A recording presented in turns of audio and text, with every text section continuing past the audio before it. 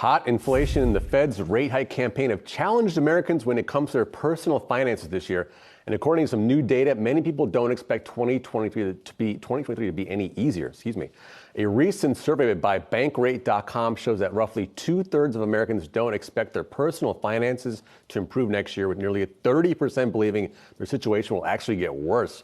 Joining us now for more is Greg McBride, Bankrate.com's chief financial analyst. Greg, what is going on here exactly?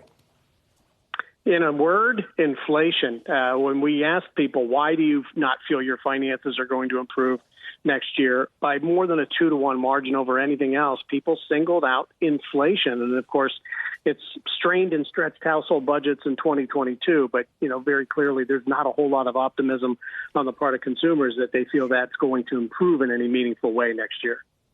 A number of disparities, really interesting numbers in this, in particular, the racial gap here, Greg, and black Americans are far more optimistic than are whites, 32 to 15. What do you make of that racial gap? Yeah, that was very surprising, but, I think encouraging at the same time. One of the things you hear Fed Chair Jerome Powell talk about again and again is closing the gap between various racial groups in terms of things like unemployment and income levels. So, seeing that higher level of optimism, I think, is certainly encouraging. Greg, you mentioned inflation being the primary reason for that gloomy outlook. Outside of inflation, what are Americans most worried about? To a much lesser extent, they were singling out work done by elected representatives, stagnant wages or reduced income, which could be a nod to a potential downturn or a recession next year, and changing interest rates. Of course, interest rates have gone up dramatically this year. Fed is still signaling they're going to raise rates some more. So, those were the other common reasons, but, by quite a distant margin relative to inflation. Hey, Greg, do you think most Americans are expecting a pay hike next year? Are they expecting to see higher wages come through? Yeah, we had done a poll on this a couple of months ago, and what we had found is that most people said that even those that had gotten raises, it wasn't keeping up with inflation. And I think that really just kind of sums up the state. The pace of wage growth that we've seen is the best in 20 years, but you don't notice it because it's just being totally swamped by inflation. Buying power of households is being squeezed. And, that certainly contributes to the level of pessimism that you're seeing in this poll. No question. And Greg, I mentioned the racial gap, also different generationally. How does that optimism change with age? Yeah, this was interesting. I mean, what we did see is a much higher level of optimism among Gen Z and millennial workers relative to their Gen X or baby boomer counterparts. And the reasons for feeling that way were also different. What we noticed among the Gen Z and the millennials was, a greater propensity not only to be optimistic about their finances, but because they felt like they were going to make more money at work. When we look at the Gen Xers and baby boomers, they were much more likely to have a pessimistic outlook on their finances next year. And that's where inflation really reared its head. And of course, when you look at baby boomers either in retirement or nearing retirement, the prospect of inflation when you're on a fixed income, I mean, that's really your worst enemy. And we certainly see that reflected in the numbers. Greg, how has all of this shaped financial goals next year, just in terms of what people are willing and maybe not willing to spend their money on over the next several months?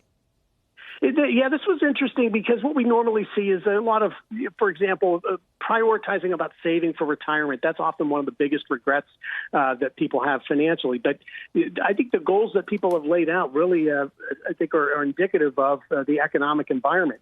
Paying down debt was number one. Budgeting their spending better was second, and saving more for emergencies was third. And I think those are really the three pillars that, if we were going to talk about how to insulate your finances from an economic downturn, that's where you would start. You'd pay down debt, you'd keep a close eye on your budget, watch your spending, and then boost your emergency savings so that you can weather whatever might come economically. Greg McBride, thanks so much.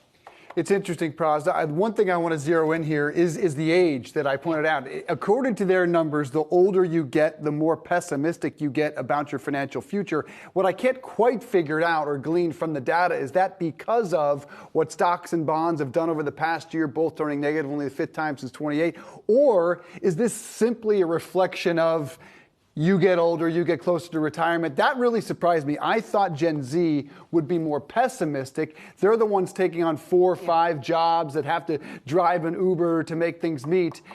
We can't draw a causation from this. Yeah, exactly. And when you take a look at millennials are amongst with the Gen Zers a little bit more optimistic just in terms of what they're expecting in the next year. When you take a look at a number of millennials came out of college, they graduated right around the Great Recession. They've gone through a number of layoffs. They've seen what has happened over the last several months with more and more tech companies laying off workers. We're starting to see that maybe play out in other industries. I was surprised at the percentage of them that were so optimistic, and this is my generation, so I'm speaking just for how I personally am viewing this right now. I mean, you're seeing prices raise in almost every single aspect of your life. Moody's was out with a recent report saying that inflation has boosted household spending by $433 a month. That's a lot of money. So explain the optimism, I don't get it. I don't know why. Maybe they're out of touch. Some people are out of touch. They're too optimistic. Who knows? I mean, now they're starting to kind of like have kids, get married, right? And then maybe the expenses are piling on. Maybe that'll change as they sort of do those things. I don't know. I'm not feeling more optimistic. I can explain the pessimism of my generation, but you're not. I mean, I know. Not doing a good job. I don't share in their optimistic outlook, at least for now. Maybe that'll change. Maybe it's the crypto. I don't know.